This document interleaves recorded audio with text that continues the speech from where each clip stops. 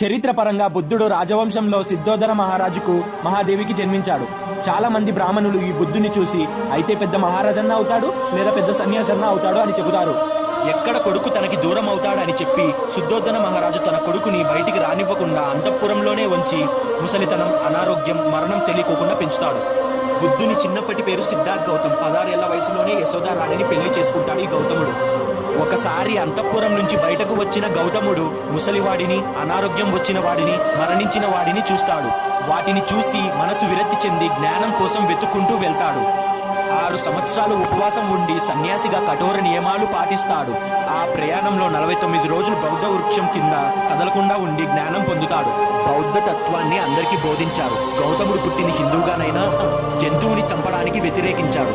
ఇప్పటికీ కూడా గౌతమ బుద్ధుడు చెప్పిన నియమాలను చాలా మంది పాటిస్తున్నారు. ఈ వీడియో కనుక మీకు నచ్చితే ఒక లైక్ చేసి మన ఛానల్ని సబ్స్క్రైబ్ చేసుకోండి.